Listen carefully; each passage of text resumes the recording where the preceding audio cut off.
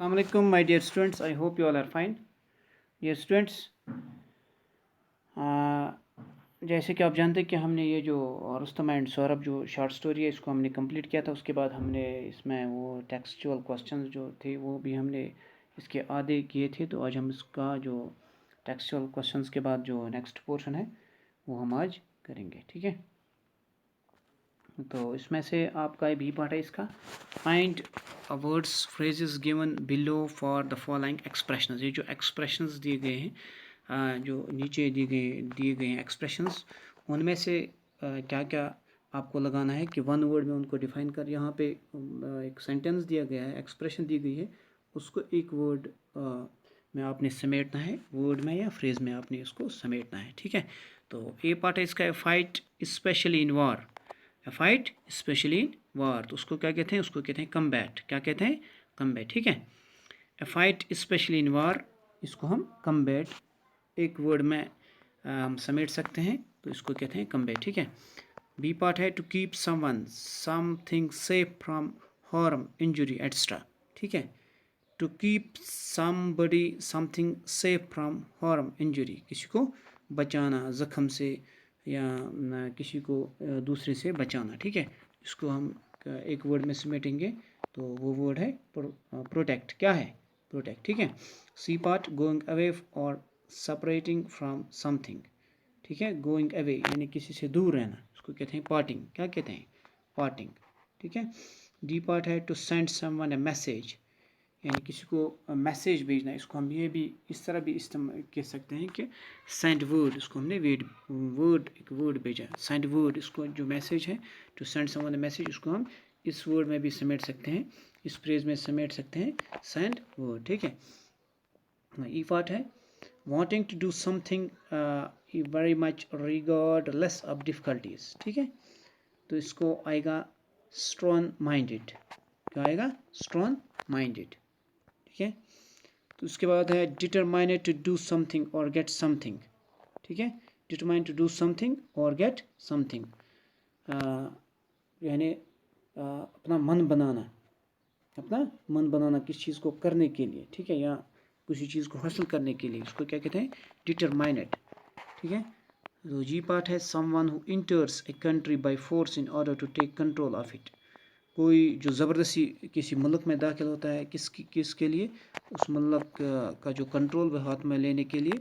कोई अगर ज़बरदस्ती किसी मुल्क में जाता है, किसी मुल्क को कब्ज़ा करने, किसी मुल्क के का जो फोर्स है उस पर उसको कंट्रोल करने के लिए, या किसी मुल्क की बादशाह जो उसको कंट्रोल करने के लिए, उसको क्या कहते हैं, इन्वेडर। क्या कहते हैं, इन्वेडर, ठीक है। नेक्स्ट पार्ट है a long distance away, a long distance away or a long time in the past or future, ठीक है। उसको कहते हैं डिस्टेंट। क्या कहते हैं, डिस्टेंट। लॉन्ग डिस्टेंस अगर हो, ज़्यादा दूरी हो, ज़्यादा दूरी हो, या यानी बहुत पीछे से या बहुत आगे का जो टाइम है, यानी बहुत पीछे कोई चला गया हो, या कोई बहुत आगे हो, ठीक है, या कोई बहुत दूर हो, बहुत दूर अगर किसी को जाना है तो उसको क्या कहते हैं, डिस्टेंट, ठीक है। आई पार्ट है to become very upset and start crying, यानी जल्दी कोई परेशान होता है और रोने लगता है, इसको कहते हैं ब्रेक डाउन। क्या कहते हैं, ब्रेक डाउन। उसके बाद है G part of a great and special value, of a great and special value, जिसको ज़बरदस्त यानी वैल्यू होगा, कीमत होगा, और स्पेशल वैल्यू होगा, उसको क्या कहते हैं, प्रीशियस। क्या कहते हैं, प्रीशियस। के पार्ट है an officer of A high, of a very high rank in the army. Army में अगर कोई ऑफिसर हो, आर्मी में अगर कोई अफसर हो और वो हाई रैंक का हो, क्या हो, हाई रैंक का हो, उसको क्या कहते हैं, उसको कहते हैं, उसको कहते हैं चीफ। क्या कहते हैं, उसको कहते हैं चीफ, ठीक है। उसके बाद हम नेक्स्ट क्वेश्चन इसका देखेंगे। उसके बाद है इसमें से आपने करेक्ट ऑप्शन चूज़ करना है, ठीक है। ये वर्ड्स जो हैं ये किसने कहे हैं, ठीक है। Choose the correct option. First है, फर्स्ट पार्ट है Persia is safe as long as Rustam leads और सोल्जर्स। पर्शिया जो है, फारस जो है, ईरान जो है, ये तब तक बिल्कुल सेफ़ है, ये तब तक बिल्कुल सेफ़ है जब तक कि हमारी फ़ौज में, जब तक हमारी फ़ौज का जो चीफ़ है, जब तक हमारी फ़ौज को जो लीड कर रहा है वो रुस्तम है। जब यानी जब तक रुस्तम हमारी फ़ौज में है, जब तक रुस्तम हमारी फ़ौज में एज चीफ काम कर रहा है, जब तक रुस्तम हमारे फौज में एज जनरल काम कर रहा है, जब तक रुस्तम हमारी फ़ौज को लीड कर रहा है तब तक हम बिल्कुल सेफ हैं। ये वर्ड्स किसने कहे हैं? ये वर्ड्स किसने कहे हैं? तो आपने लेसन में भी पढ़ा है। तो ये जो वर्ड्स हैं ये कहे थे काइकोस ने, द किंग ऑफ पर्शिया ने। किसने? द किंग ऑफ पर्शिया ने ये वर्ड कहे थे। ठीक है, उसके बाद है second word, second part, I do not fight in a single combat with anyone who is of low birth. These words are spoken by dash dash. I don't fight in a single combat. मैं किसी अकेले में किसी उस आदमी से नहीं लड़ता हूँ। with anyone, उस आदमी से मैं अकेले में नहीं लड़ता हूँ who is of low birth, जो नीच ज़ात का हो, जो नीच ज़ात का हो, जो निचली ज़ात का हो। ठीक है, these words are spoken by, ये जो वर्ड्स हैं, ये जो अल्फाज हैं, ये किसने बताए थे? ये आपने पढ़ा है लेसन में, जो चैलेंजर आया था वहाँ पे, ये उसी ने बताए थे। ठीक है, ये वर्ड्स जो है उसी ने बोले थे। तो उसको क्या कहेंगे? These words are spoken by the challenger. ठीक है, तो थर्ड पार्ट है इसका, if you must go I want to tell you something. If you must go, अगर आपको जाना है, अगर आपको जाना ही है, I want to tell you something, एक बात मैं आपको कहूँगी, एक बात मैं आपसे कहना चाहती हूँ। ये किसने कहे थे? ये अल्फाज तानी माने। किसने कहे थे? तानी माने। जब ये जो है सौरभ जो है उसने उसको नहीं माना, मैं जाऊँगा, जो मैं अपने डैडी को लाऊँगा, किसी भी सूरत में उसको मिलने जाऊँगा, उसके साथ में मुलाकात करूँगा, उसको मैं अपने घर लाऊँगा, मैं अपने डैडी को देखना चाहता हूँ किसी भी हाल में। फिर जब उसने नहीं माना तो फिर उसकी जो है वालिदा मोहतरम जो उसने उसको कहा कि आपको जाना ही जाना है, तो एक वर्ड मैं आपसे कहना चाहती हूँ। तो ये किसने कहा था? तानी माने। ठीक है, fourth part, who is so rash and thoughtless that he thinks he can attack Persia. Who is so rash and thoughtless? Who is so rash and thoughtless that he thinks he can attack Persia? इतना rash कौन है? इतना rash कौन है? इतना पागल कौन है? इतना पागल कौन है जो ये मुझे कहेगा कि मैं पर्शिया पे हमला करूँगा। तो ठीक है, अटैक पर्शिया, जिसने सोचा होगा कि मैं पर्शिया पे हमला करूँगा। यहाँ पे टाइपिंग में थोड़ा गलत हुआ है, सॉरी। इसका एक्चुअल आंसर है रुस्तम। क्या है इसका एक्चुअल आंसर? क्या है?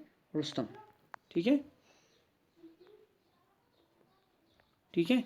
Who is so rash and thoughtless that he thinks he can attack Persia? ये इतना पागल कौन है? अपनी माँ का दूध किसने पिया है जो पर्शिया पे अटैक करेगा?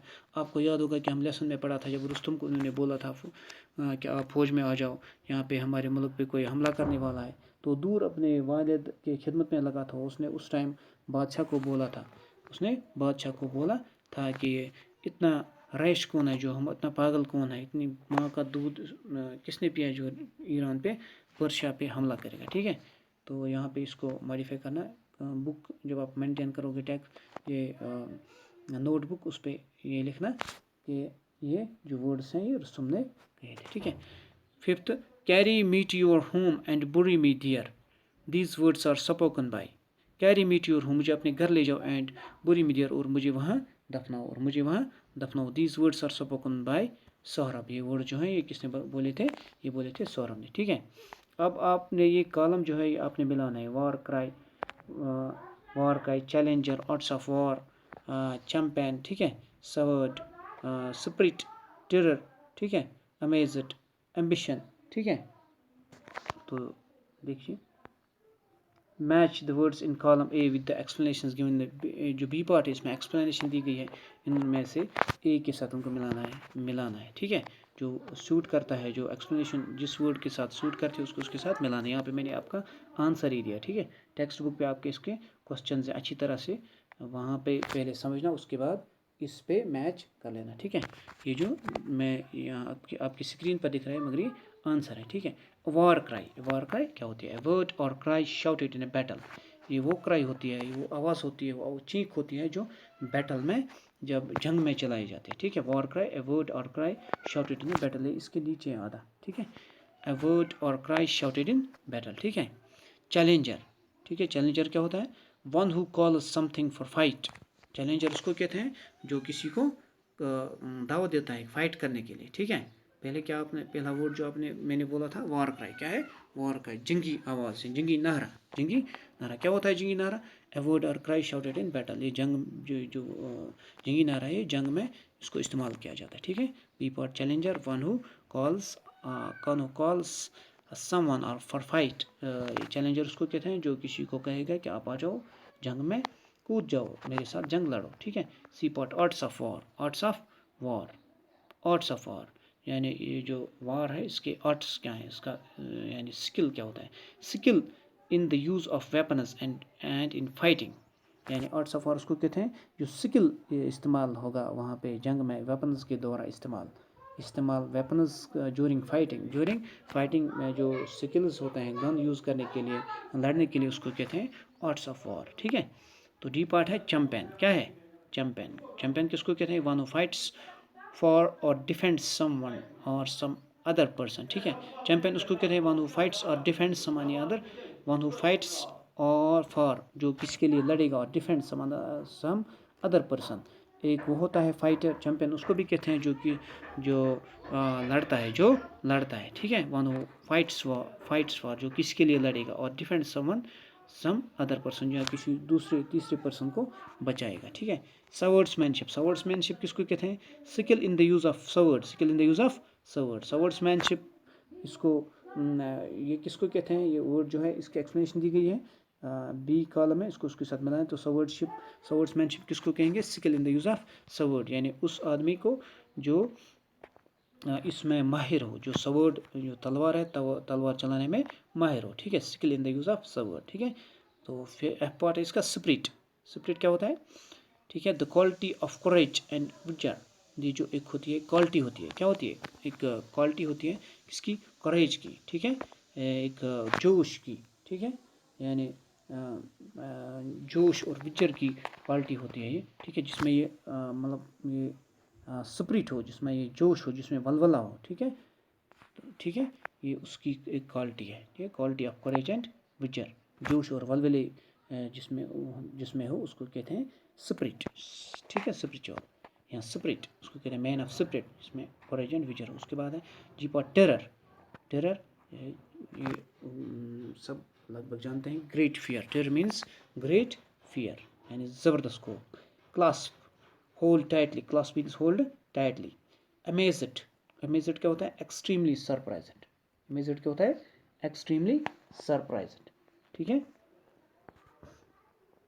उसके बाद है जे पार्ट्स का एम्बिशन, क्या है एम्बिशन क्या होता है, ठीक है, a strong desire for a success power और वेल्थ, एम्बिशन होता है मकसद, किसका मकसद, स्ट्रॉन्ग डिज़ायर यानी जिसमें ज़बरदस्त डिज़ायर हो, फॉर सक्सेस कामयाब के लिए, पावर और वेल्थ जिसमें ताकत के लिए या दौलत के लिए ज़बरदस्त यानी जलन हो, ठीक है, यानी जिसका मकसद हो कि मैं मेरे पास सबसे ज़्यादा से ज़्यादा कामयाबी हो, मैं सबसे ज़्यादा कामयाब रहूँ, मेरे पास पावर आ जाए और मेरे पास दौलत आ जाए। तो इस आज के लिए बस इतना ही, शुक्रिया, अस्सलाम वालेकुम।